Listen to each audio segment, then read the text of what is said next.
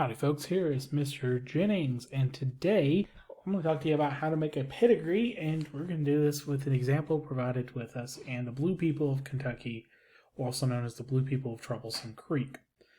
I recommend reading through this. Here, I'm just going to show you how to start this off.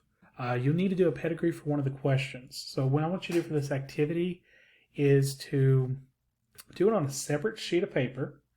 And using your phone, you can do a couple things. You can either scan it using the Docs tool. There's actually a scanner feature.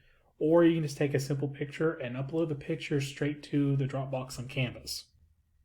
Because you can email the picture to yourself, or email the picture to yourself, email the picture of the assignment, and upload it that way.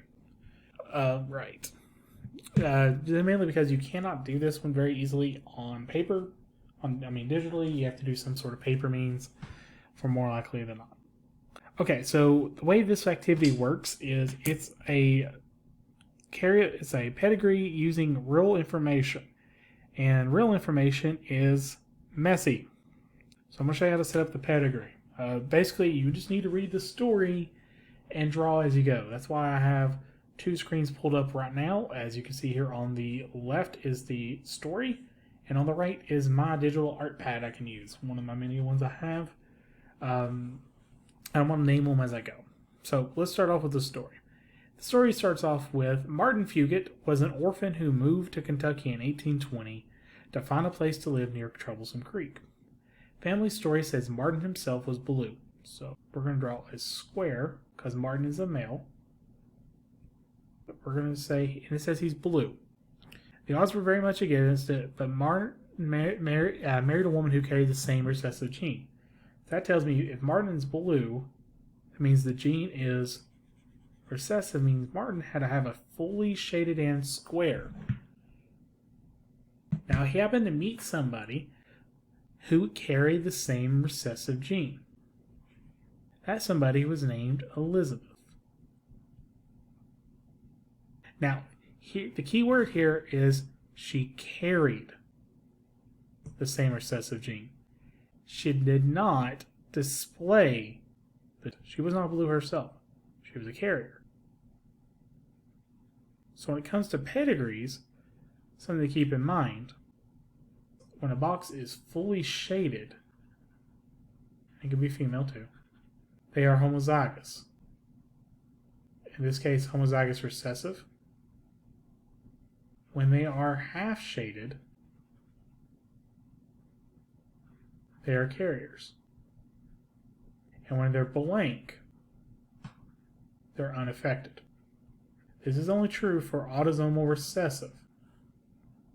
So Martin and Elizabeth, they have kids. His wife carried one copy of the gene, but her skin was white, as it said. Now Martin and Elizabeth began a family. So we draw the line down. And then it tells us they had 7 children. So I'm going to draw a line. Now, my little bit of advice to you is you kind of want to make sure you read ahead a little bit here, because it says of their 7 children, 3 girls, 4 boys. They had 2 blue daughters and 2 blue sons. Zach was one of their favorite sons, and he was blue. He married Rachel, his mother's sister. They're inbreeding, but that's whatever. And they had 3 non-blue children. Okay, so I'm going to pretty much just only show you this generation here. So this one here would be labeled Gen 1. Let's see if I can get this tray out of the way. And this generation here would be Gen 2. So my bit of advice to you, I'm going to erase this part right here since I don't really need it, is always put the person that is going to do all the marrying at the end, and do not just put them in the middle. It just makes it less cluttered that way.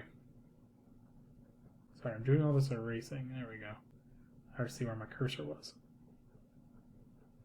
So, it says right here, Zach is their son. He was blue.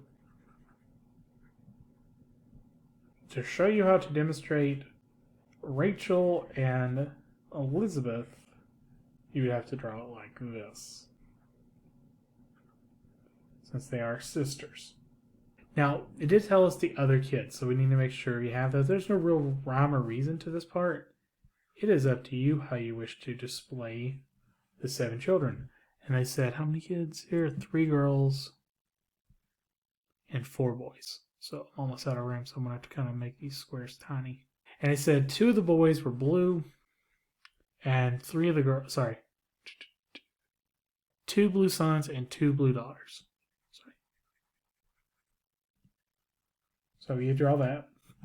Now, Rachel and Zach also had some kids. So you would just draw them.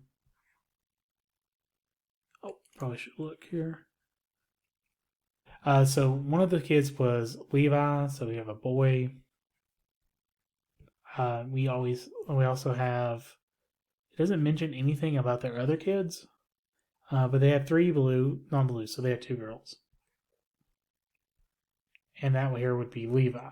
So you'll use this information provided to you, and you're going to fill it out. Now, for the most part, we will not know the carriers of the traits until later, because carriers can seemingly skip generations.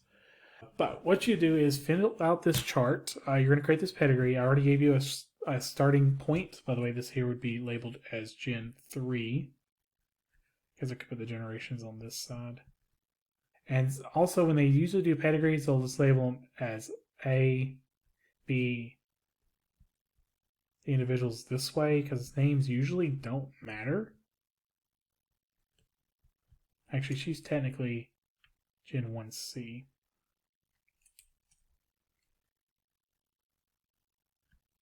And then you would have another set A, B, C. So that's the basic information. What you're going to do is you're going to answer the questions related to this, and you're going to read those questions over here.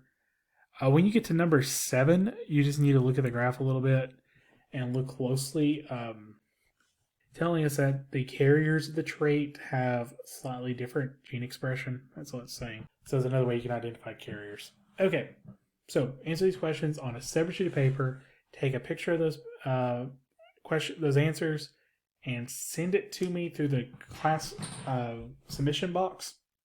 You'll have the ability to upload pictures straight to there. If you haven't already downloaded Canvas for your student Canvas, I highly recommend doing so. It makes this a lot easier for you, and especially if you don't have regular access to a regular PC. All right, thank you for watching. This was a little bit longer than most of the others homework assignment videos, but hey, there's a lot more going on. Take care. I'm Mr. Jennings. Have a wonderful time.